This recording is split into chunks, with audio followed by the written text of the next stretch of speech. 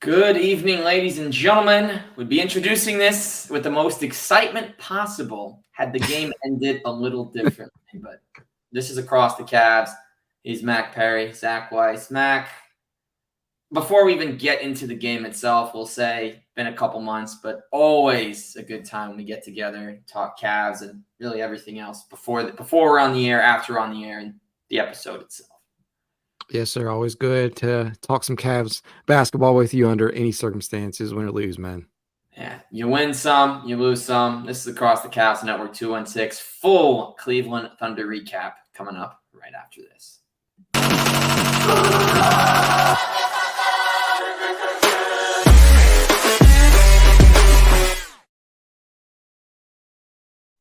All right, folks, welcome back. Mack Perry, Zach Weiss. Mac, 2 minutes left. We'll start here. Cavs are up by 10. Seems like it's in the bag. We're getting our victory posts ready. And then all of a sudden, 4 consecutive threes from the Thunder. And it just got away from them pretty fast. Getting our posts ready. Man, I was live tweeting the game. I was already proclaiming victory. So I'll eat the crow on that one, I will say. But that was tough to stomach. Game was in hand. I did some pregame content on some of the keys to look forward to in this game. One of them was the matchups on Shea, SGA. And I felt like the Cavs, he's going to get his. He's definitely going to be out there and he's going to score his points. And he did that tonight. But for what it's worth, I felt like the Cavs did enough up to that 2-minute stretch to win this game. They actually out-rebounded OKC tonight, which is something I was a little concerned with heading into this game based upon the 38 rebound performance against the Nets and not having Jared Allen available. It was nice to see Dean Wade out there. Still can't quite give a formal opinion on Damian Jones. It's only been 2 games. But I felt really, really good heading down the stretch when everybody was just clowning me on social media for, remaining upbeat. And, that's just who I am. But this is just a tough loss to stomach because we had it in the bag and we just let them knock down some timely shots, man. There's a lot to dig into this one, and I'm not going to steal. I'm not going to steal the show here, but I'm definitely disappointed in the loss tonight. How about you, man? Yeah, 10-point lead, 2 minutes left. Every team's been there before on the plus side and on the downside where it seems like the game is won. It seems like, when you're down, all you got to do is make one shot, get one stop. I think the night Don had a 70-point game was very nearly a loss, but before they got hot at the end against Chicago, I remember some old games, Dion against the Pistons way back when. Oh, yeah. He hits the buzzer beater. Cavs have rallied from 20 down in that fourth quarter. There are a couple other Cleveland games in that year where it's a 7 to 10-point game inside of a minute, and there was a lead change. You got to play till the whistle, right? And sometimes the whistle just doesn't come soon enough. And Don was asked to do a lot in this game, and he certainly did it, save for that one shot that didn't go in when they were trailing by 1, or rather by 2. And at a certain point, playing 42 minutes, second game in 3 days after the long off season, now you're playing again tomorrow, you might get tired because, right, Mac, Damian played 9 minutes, Ty played 9 minutes. It was pretty much a 7-man rotation. If you consider the Isaac injury, almost a 6 because he missed a good chunk of that third quarter. I think fatigue set in at some juncture, and while they did get hot, Strus 2 in a row to start the fourth. There just wasn't enough versatility in the attack where it's just Karas's turn or Don's turn. And besides that, nothing else was working with regularity, even with Dean contributing a little bit. I must say, though, I honestly felt like we could have got a better look than what Donovan put up when he just straight up went ISO. I don't put that on him because it obviously was working throughout the game, right? You live with that shot, especially given the fact that he was already up to 43 points at that point and on 15 to 27. But I just can't help the feeling that we could have gotten a better look than that. So there should have been better ball movement on that. I don't know if that's a JB issue. I don't know if that's a Donovan thing. I'm not going to overreact here. It's just, 2 games in, but it was very disheartening to see. And tell you something else, man, that was disheartening to me was the play of Georges Niang, man. And the shooting, I get it. It's going to come around. This is just kind of the slumps that guys get in. But the guy is now 0 of 8 from 3-point range to begin the season, and played a significant amount of minutes, 21 tonight. The shot is just not falling. On a night where you needed an offensive burst, I would not have minded to see a few Amani Bates minutes. I'm not going to lie. Throw him in the corner, just let him take a shot, do something, change a pace type of switch up here. But that was one of the things that was most disappointing in this one. What was the most disappointing thing to you? Other than the actual final score, I mean, Niang's definitely been a big part of that. We have high expectations for him.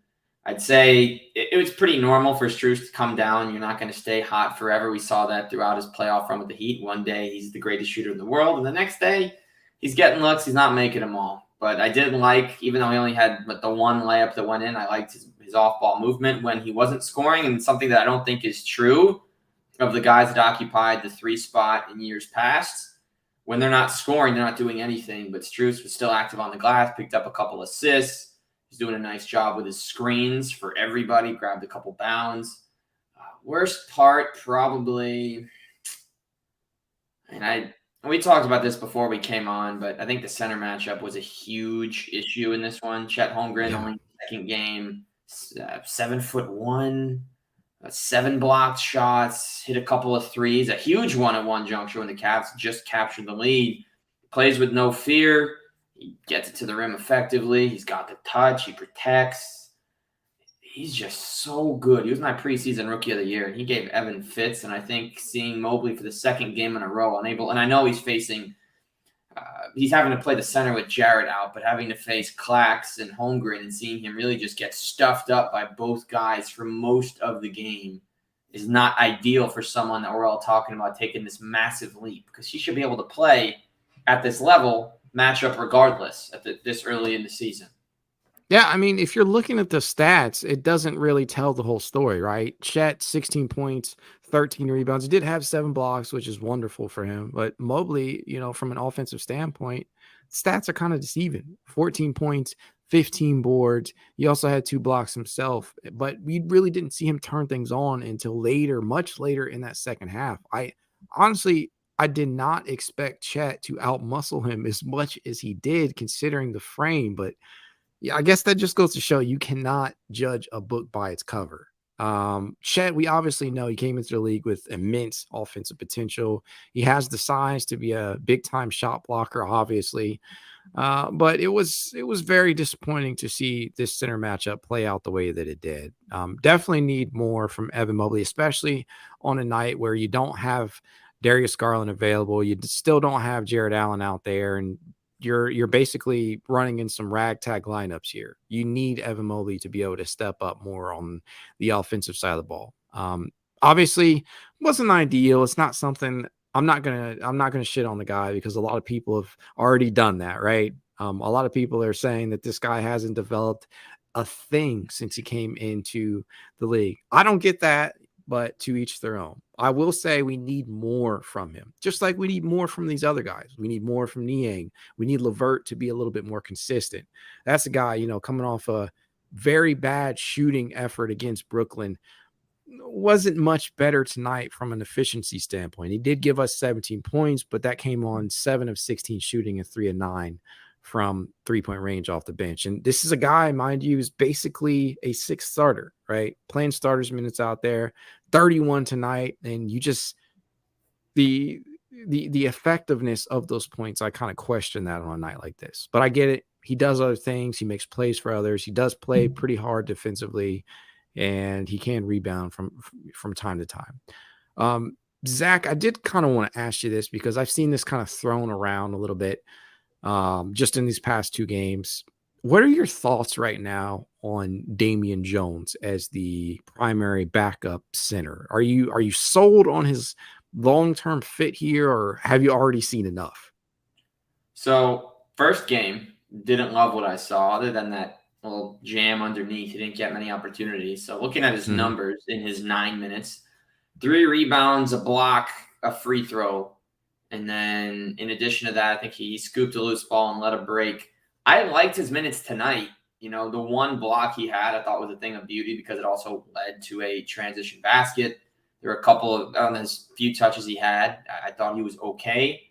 He is somebody, I don't think he's going to get a ton of looks here, who can space the floor and shoot. I think the area he'd be the most valuable offensively would be if he's not in there grabbing offensive rebounds, spacing out. I personally wanted Tristan at some juncture of that Nets game where we were losing the physical battle. And I would have taken that tonight against Chet, bro. On some of those possessions, I would have literally liked to see him at least go out there and grab some boards, because I don't think he would have been able to body. I don't think Chet would have been able to body Tristan the same way he was doing to Damian and exactly. And Tristan's played for JB before. He was here at the beginning of his first tenure. He was around. Like you're not going to win every game. We know that. Unfortunately, 82-0 is off the table.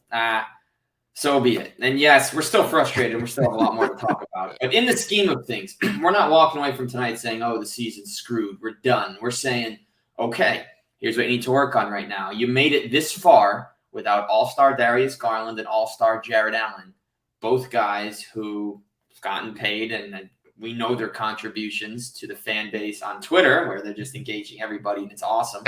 And on the court, where Darius was a magician the other night. He's impossible to replace. So, I mean, they didn't play Ty Jerome a ton. He didn't look bad in his minutes. But to answer your whole thing, then I'll send it over to you. I'm not sold on Damian Jones, but I'm also not on the sell Damian Jones train either. I think he's still an upgrade, with all due respect, over Robin Lopez, who would have loved these new bench chairs that I'm seeing. Him and Dylan Windler, bro. Yeah, it's Tony Pesto was on that one. He was first on that today. But, it is what it is. Damian's not terrible, but I'd be open to seeing Evan's brother, Isaiah, or Tristan. It's early in the season. Now's the time to experiment. Nothing's locked in, which is why I think Amani maybe should have had some run, or maybe he could have tried Craig Porter.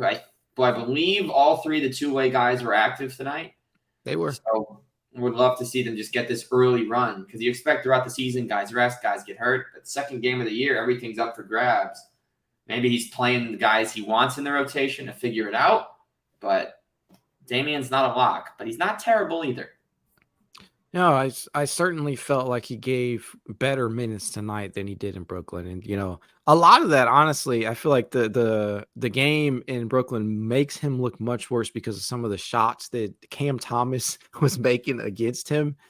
But if you really pay attention, he contested a lot of those the same way he did tonight. He actually did give a pretty damn good effort on the defensive end in the limited minutes that he actually saw. But it's too early to really make a definitive opinion or statement about any of these guys. Even Niang, who I mentioned earlier, who's started very rough out of the gate. I guess that's kind of the nice way to put it. But shit, man, you just take the landscape of social media in regards to the Cavs, and you would think that everybody has given up on them already. Sell the whole team off, trade everybody, start over. I know it's crazy. Just a quick sidebar here. It's only the fourth day of the NBA season. It's only the second full slate.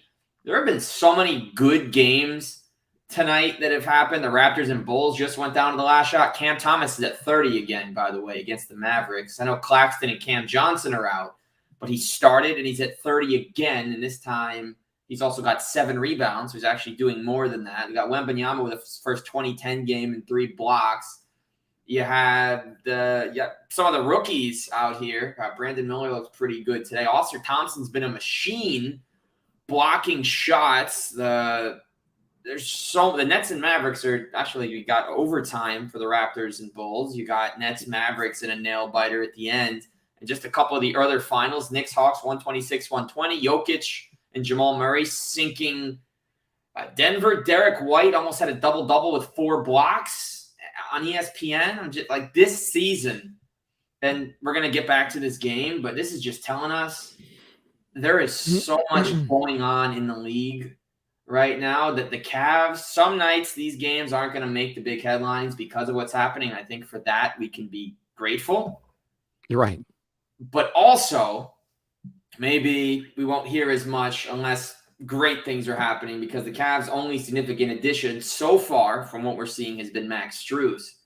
But that said, I think it allows them, and yes, we got plenty of national TV coverage. I think it's going to allow them to kind of move in silence. And by the time they get picked up by some of the national people and by the low pod and some of these other ones, they'll have their stuff figured out by then. They'll be healthy and they'll be playing that great ball, not what we're talking about here in game 2. I think that's a beautiful thing. I really hope so. I do feel like we play our best basketball when we fly under the radar, when we're not having. I'm not going to say we don't have expectations on us, because obviously we do, but I feel like we play our best when really nobody's paying attention. I know that's such a funny thing to say, but just kind of seems to be the case over these past couple of seasons. And again, there are no excuses tonight. The Cavs should have won this game. You can point to little things here and there, such as the refs, who I guess we should kind of give a call out here, because what the hell was that officiating tonight? There were so many calls, man. But is there one play in particular that you found most egregious, like a non-call or a call that went their way that Cavs should have gotten? So I'm cool with the challenge that the Thunder got. I never actually looked at a replay. Personally, I wasn't watching when they showed the replay. But that was what it was. They got it. Cavs are still up by 6 with a minute 20. There was still time. Beginning of the third quarter, when Isaac got smacked in the face, I didn't notice it in real time. I just saw he was down. You never want someone to be down, especially this early. He got hit by Jalen. Chet drives in. Chet trips over Okoro, who's on the ground. Okoro gets charged for a foul. That's one. And number 2 is when Dean Wade yammed on Canada, a.k.a. Shea Gilgeous-Alexander, a.k.a. big pain in the ass if you're on the other team. But, man, that's a good one. Can he play? Poor Clippers could have had him. But nonetheless, not a knock. I do enjoy PG Kawhi, but Shea would have been fun over there still. But Dean dunked on him, didn't get a call, got mashed on the head, nothing. And then there's some others. I think Don – and maybe, correct me on this if I'm incorrect, Mac, but when you block a shot, are you allowed to make full contact with the hand that you shoot with if it doesn't affect the motion of the shot? I don't know what got whacked by Jalen Williams on the game-tying jumper. I honestly do not know what the fuck was going on with this officiating tonight, because there were seriously at least 4 to 5 separate occasions at which the Cavs absolutely got robbed from a call. The Strus push out of bounds, got hit on the arm. Tech in another point too, which would have made these are game-altering plays, man, and they shift the momentum, and that's clearly what happened tonight towards the end of the game. Obviously, the Cavs did themselves no favor by getting into that hole in the first place due to the lack of shot making, and literally, honestly, just allowing the Thunder to walk down the court and drill some threes right on their heads.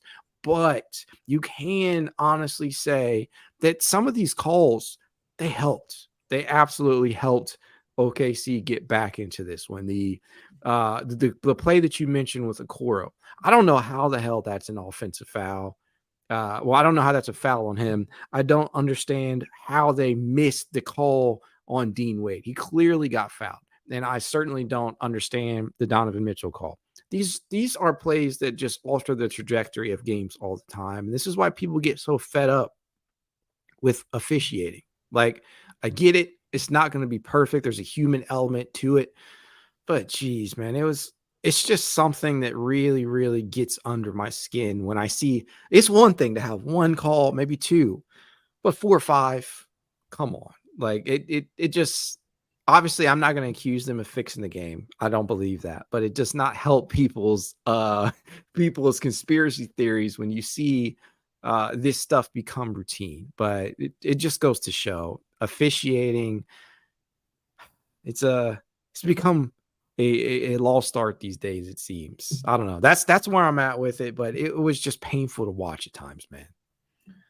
No, I'm with you, Mac, and it stinks because the way this game was lining up last year, I want to say the Cavs dropped the season opener, but then they won 8 to Toronto when Darius got poked in the eye and left. And then with him out, they went on an 8-game winning streak.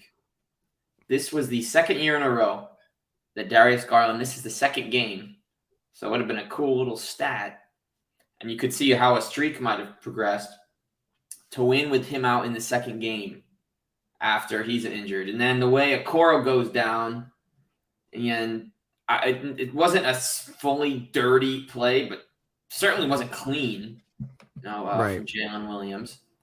But you see a key guy go down, to overcome that and win would have been incredible. It is what it is. You're not going to win every game, as we said, but the way they lost, with the officiating throughout happening as it did, with the three-pointers really not dropping at the rate they needed, with Donovan Mitchell going from Clark Kent to Superman not being enough, because it seemed that all the other villains on the other team, it's almost like for the first 46 minutes and on and off, it was either OKC or it was Donovan Mitchell, right? So it's like almost like you're playing Marvel versus Capcom, which I actually haven't. I probably could have made a better reference. Marvel vs. Capcom 1 or 2 or 3? Which one? Because We'll 2 is one. the GOAT. We'll go 1. We're gonna change that to Mortal Kombat. Actually, Okay. I don't want to get out of my depths, because we both know how far references games go. We don't want to stretch it too far.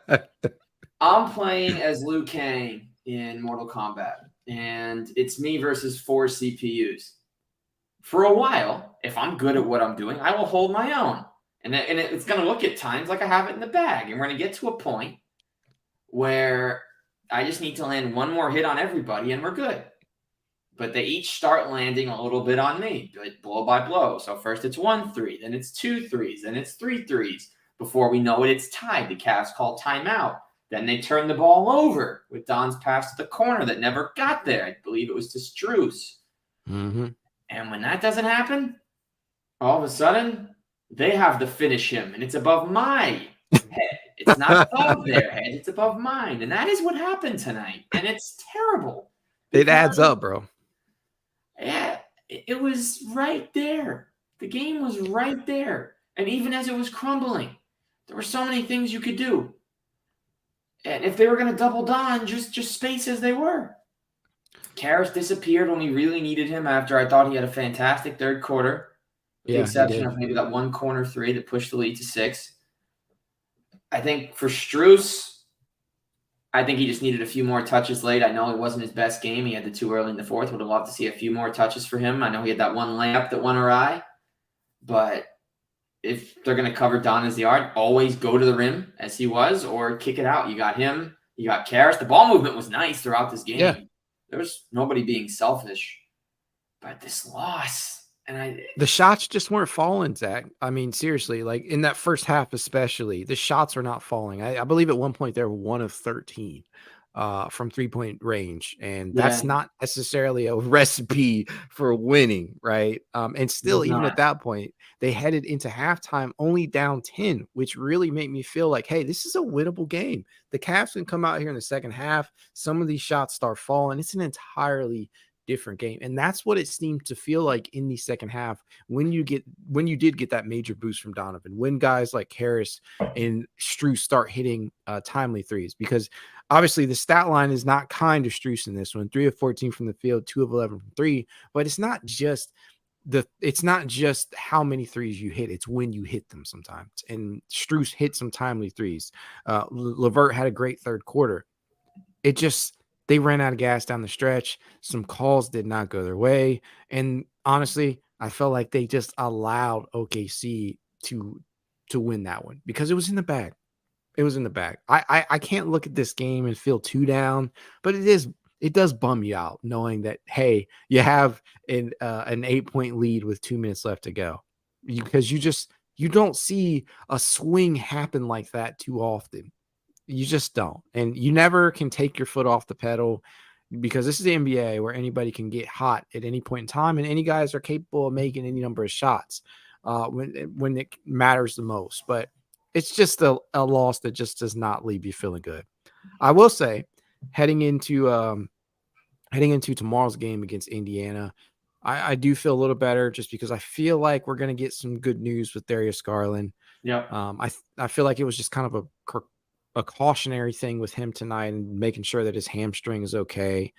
But I'm not walking away with this one feeling totally disheartened, because there's definitely some things that you can glean and learn from this game, and point to and say, hey, if we would have done A, B, or C a little bit better or a little bit differently, this is a W, and we're looking at a 2-0 start to this season. Um, just looking at this game purely, though, is there a positive? What is the biggest positive from this game outside of Donovan Mitchell's performance? I think outside of Don, the positive. The good thing is Evan Mobley's improved his defensive rebounding a little bit more. I mean, Yeah, I guess you could say that. 7-footer, and he grabbed 15.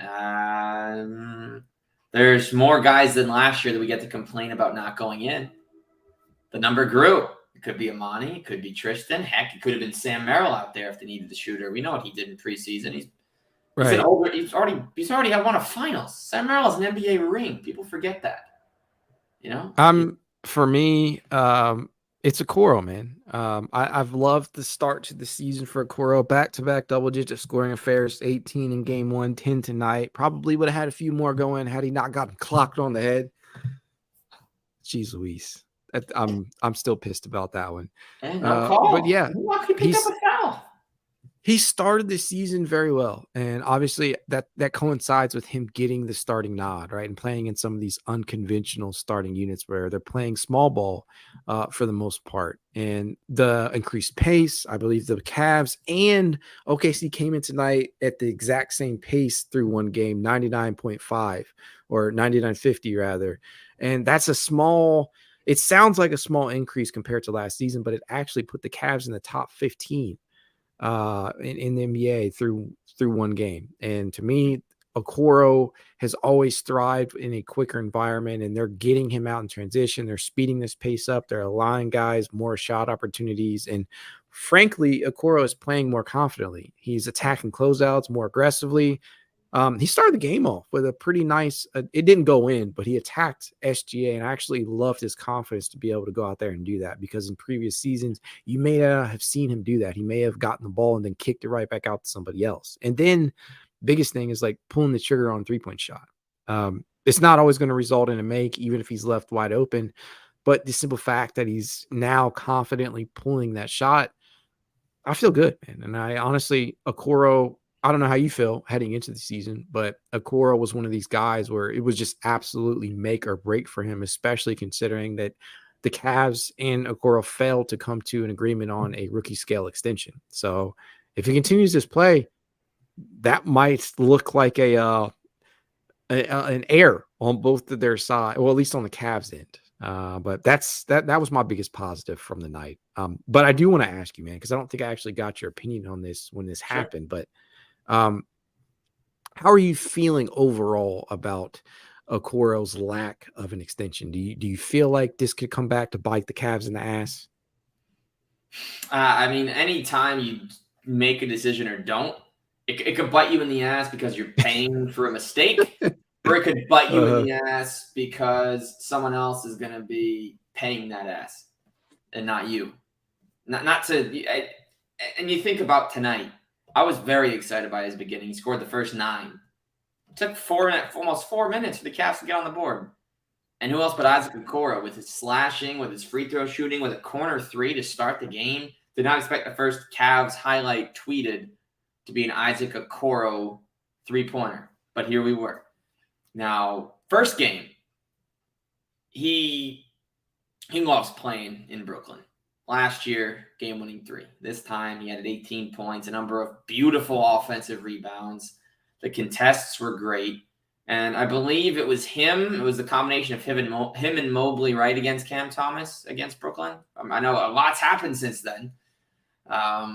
So with that said, they helped close out after Don made the moves on the other side of the court. And it was almost feeling like, can Donovan bail us out 2 games in a row? Not that they needed a bailout from game 1, but the way it was going, they just needed someone to match up shot for shot with Cam. And Donovan stepped up at the end to do that. I think maybe he was just a little tired at the end of this game, even hitting that last 3. But I think it is a mistake to not give him an extension. Now, from what I was reading, I think they're trying to avoid the apron for right now, so they want to get more things sorted before they pay him. I don't expect him to be on another team next season. There's always that chance that they make a deal this year and they feel like if they want to get another good quality big, that they have to sacrifice a wing. And given that they've already extended Karras, they just got Niang. Dean is a guy who could also be in this position if he doesn't perform well enough. That they get someone more reliable, he could be the name they move. Now, with an expiring young player, you see those contracts moved all the time. Sometimes they thrive, and sometimes they don't. It's all the options are now used up, right? So this would have started for next season. So I think we have to just see what happens, right? Isaac's in his 4th year now. He's had some wonderful moments, 30-point game against Phoenix, the clutch shot against Brooklyn. He's had some other big fourth-quarter moments. He's had those nights where it's like, all right, he's here. And he's had other nights where it's like, all right, maybe he's just Tony Allen, and maybe we can't play him at the end of games because he can't score. But from what I've seen through 2 games, his confidence is there. The stroke looks more fluid. He's not hesitating anymore. I think that's the most important thing as a guy who wants to become a star and an improved player, Mac, is if you can get him the ball and he'll make his plays in real time. The game, and Austin Carr talks about this all the time, about the game slowing down for guys when they're really locked in. It shouldn't slow down to the viewer. It should slow down to the player. And if he's playing at Isaac Okoro's pace and not the deer in headlights, catching the ball in the corner at times pace, then I think we'll regret it. But I still think we're going to pay him in the summer. They just have to sort a few things. Because with the new apron now and what Minnesota just did with Jaden, they're probably going to have to move Cat. So you want to make sure you can pay everybody and keep the core together long enough without sacrificing it by paying now. I think that was the biggest reason for not doing it. I might be incorrect with that because they could have paid him now. They would have had to offset the books in the summer, risk losing picks, money, etc. Yeah, I mean, like you said, it always has the possibility to backfire either way, right? But I honestly, for me, I would have hoped they would have gotten a deal done prior to that deadline. But I can't argue with their line of thought if it is as you say, and even if it's not, you can still argue that allowing this season to play out and seeing what he looks like alongside some of the new additions and in a quicker offense and just flat out seeing how much he's developed over this past offseason. Probably the best move from a financial standpoint either way, but I just hope it doesn't get to the point where he just has a really, really good season and some team out there throws him an offer sheet that we just don't feel comfortable matching because that's always a possibility. And that's something I've always been a little worried about. That said, I've been pleasantly surprised with them. One guy out there, man, who we got to see for the first time this season, I kind of want to get your opinion on, was Dean Wade, right? He earned the start tonight, 27 minutes, 8 points, 5 rebounds, 3 of 6 from the field, 2 of 5 from three-point range. And he actually had one of those timely threes that I mentioned earlier on down the stretch. What did you take away from his first performance of this season? Well, I will say that I am a Dean Wade enjoyer. Yes, you can quote that, put on a banner behind me, see the blank space. I'm waiting to get all the inspirational quotes. New recording area, new backdrop. We're waiting. We're going to put all the inspirational quotes set on air. We're going to stick them right behind me. You heard it here first, or maybe you did. Maybe I'm BSing right now. No. I liked what I saw, Mac. He looked confident shooting the ball. It's like his shoulders are all healed up now. He's also he didn't wear the undershirt. That's the first time since before he got hurt, which is saying that he feels good. Poster dunk is another reminder that he's done this before. I think it was on Toronto last time when he threw this one down. I like it. His defense was nice. There were times where he was doing a great job on SGA and on other players. He got a few center minutes in the fourth quarter. I like that because what they've been doing first 2 games of the season without Jarrett, when Mobley's getting his fourth quarter rest, they're not going to Damian Jones because they haven't liked enough from him. That's when they were going to either Niang in game 1, a little bit of Niang, and into Dean Wade tonight. I like those minutes. I've always admired his ability to go toe-to-toe with the best scorers on other teams. And, of course, they lost, but it's not because of the way he played defense tonight. I liked his effort. I liked his confidence with the shot. And I think that there's going to be some, and I saw one post about it today, that he could be in the rotation over Niang if it comes down to the 2 of them, which it may not, depending on who's healthy, when, and where, that he would see those minutes. And way too early to make those assumptions, but I like it. I'd like to see him playing at least 10 minutes every game going forward, even when Jared and Darius come back just because I think his defensive versatility and confidence with the shot being back. That's the guy that earned the money that he got in the first place, that came into the starting lineup on a losing team and helped them turn things around. They would have loved him in that year where they lost in the play, and he could have made a huge difference. So Absolutely. You look at what he's done from a versatility standpoint. Just this past season, he played the most of his minutes at power forward. He did have a hefty chunk at small forward, but he actually played 2% of his minutes at the 5 per cleaning the glass. And I have to imagine that prior to the Damian Jones acquisition, and really even after, he was being looked at as more so like the best option to play as the reserve 5 because of his ability to space the floor, right? And we know that we've seen him be able to man the 5, at least from a defensive standpoint, in the past. And you look at his contract for what when he's healthy, right? When the guy is healthy, he's actually been a pretty good value. Never going to be somebody who is out there who's going to win you a game 9 times out of 10, but he is going to give you fairly good production for what you ask him to do. And I felt like he did that tonight in the starting unit, but I guess time will tell what the rotation shakes out to be once you get some of these guys back, because as of right now, I don't hesitate to say that the Cavs still probably want to see what they have in Yang before they give him the go ahead to clear him, right? To leapfrog him in that rotation. Because as of right now, fully healthy, my rotation is probably, at least if I'm going 9-man, it's Darius, obviously Donovan, Max, Evan, Jarrett. There's your starting 5. That's not changing anytime soon. You got Karras as your 6-man.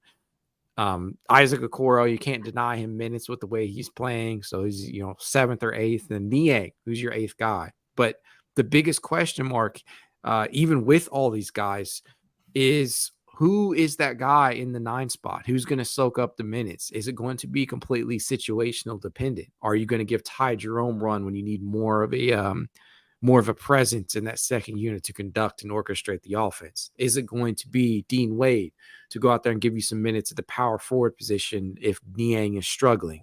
Is it going to be Tristan Thompson, who we talked about earlier, who can go out there and give you a little bit of edginess and toughness out there on the glass? There's any number of options that they can go in, and that's without mentioning the two-way prospects who will eventually get their run as well. And tonight would have been, in my opinion, at least in certain stretches, a perfect time to give them a few minutes. Obviously, that didn't happen, but that just goes to show that when fully healthy, this team can go in a lot of different directions. And that's why I still overall, like, this loss sucks ass, but overall, I feel good about the direction that this Cavs team is heading in, because we got to remember, we did not have 2 of our starters tonight. And that, especially the positions that we are missing, key positions, point guard. And we know Donovan Mitchell, Karras LeVert, they are perfectly capable of making plays for others. But ideally, Darius is your lead man, right? And Jared Allen takes a lot of flack, especially after his performance against the New York Knicks. But when it's all said and done, like, him being out there and playing the 5 allows Mobley to be like the free roaming safety that he truly was born to be. Like, that's what makes this defensive scheme so dangerous. And so we still don't even know what this is going to look like once it all comes together, because obviously Strus was like the big name addition this offseason, and we know what he can do from a floor spacing standpoint, but who knows what that's actually going to look like once you have both of your front court players available to you. I did want to ask though, Zach, Strus, like, the one thing that we know about him is that the gravity that he generates is very, very real. And I've tried to stress that to people. Like, it's not just the shots that you knock down. It's about the mere threat of you knocking that down.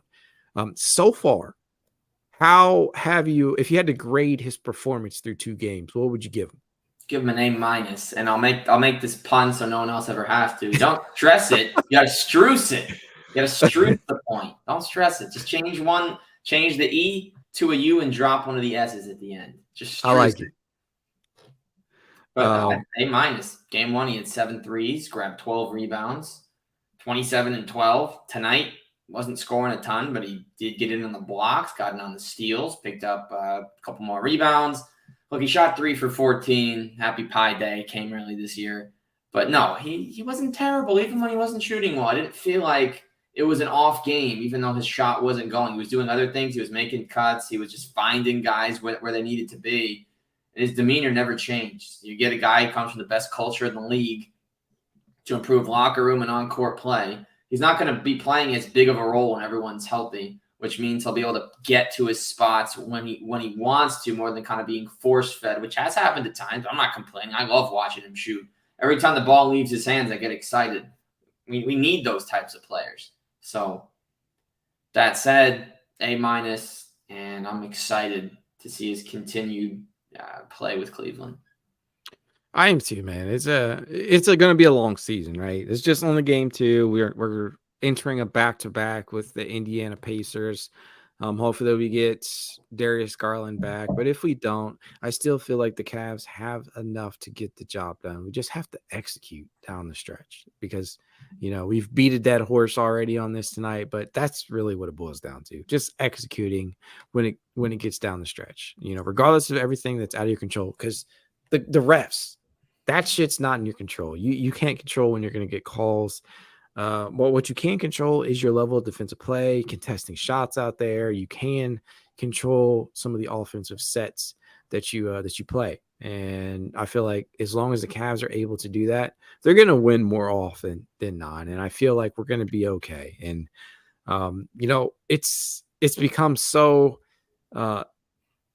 cool, I guess, in today's society to just overreact to everything, but we just have to exercise patience, right? At least that's where I'm at, man. Hey, stay patient, stay the course, and let them know. That's all we can do, right? There you go, man. There you go. Hashtag let them know. I personally am happy you came back for another season because half the teams in the league, if I'm trying to tweet anything, I don't even know what the hashtag is. And half the time, Mac, it's not even in their bios, and the teams don't even tweet it. If the team social isn't tweeting the hashtag, how the hell are we supposed to figure it out? Because the only one I know is Light the Beam, bro. That's the only other That's the only other one I know. Do they actually use Light the Beam? I don't know. I'm pretty sure they use it. They do use Light the Beam. Nice. Yeah, there's some new ones that are bad. The Rockets and Pelicans still just use their team name. Kind of lazy. Yeah, Cleveland definitely has the Cleveland social media. The whoever is running the socials over in Cleveland has been doing a pretty good job. I know they just switched, I think, this past off season, but they've been pretty good. Yeah, I think they've done pretty good. I think it was it Madison Curley? I think she left 2 years ago. So this is her second season not here. She wasn't here last year either. She's great though. I think she's in LA now. I don't know if I think she's with the Clippers. She might just be doing something else with basketball. I don't know, but yeah, the social team for the Cavs has always been top of the line. I've always enjoyed it, but I want to know what they would have done for the meme if they beat OKC. What would they have done? We had the pizza slice for New York. What would they have done tonight? Because they have it ready the day before. That's a good one, man. I honestly do not know. I will say that they would have put something out there that would have been fire because I love whatever they put out. Even if it comes off as me being a homer, it's good. There's pressure in that. There's pressure in when you're managing a different brand. It's not your brand. You're especially when it's a brand that you, myself, and millions of others enjoy as much as they do. The attention to detail, whether it's a jersey release, and obviously it's always going to be received differently, whether it's a trade, a transaction, the person running social posting about all this, I can't imagine the amount of nerves that go on every time they hit post or enter if they know it's something that's not a clear-cut home run. So, you have to do it. We need to see it. You never see them delete stuff. Like even if it doesn't hit, you rarely see a social media team for a sporting franchise delete their tweets, even if it's in poor taste. Usually, but I'm not because of the circumstance, and I'm not going to mention a certain team that completely wet the bed on Wednesday night when there was something very serious going on, and they posted the final score graphic with the caption of a message to keep people in your prayers. I'm not going to get into that, but that was absolutely abysmal from that team, and they did delete it. It's not on. The Sixers didn't never posted the final score graphic from when they got knocked out last year. People still comment on that. Their last tweet of the day came in the third quarter or halftime.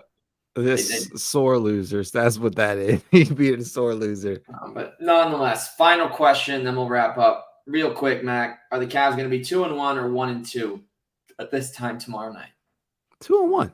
2-1. I feel great. Then, I feel like Darius is coming back. Even if Darius doesn't come back, shoot the ball better. Continue to give a good effort on the boards because it's going to be a team rebounding type of thing for them moving forward until Jarrett comes back. But 2-1. Yeah, I'm with that. The Pacers in their first game allowed 120 points to the Wizards. So, yes, they scored 143, but they allowed 120. But that's good. That's it. He's Mack Perry. Zach Weiss has been a recap edition, and we will see you again real soon.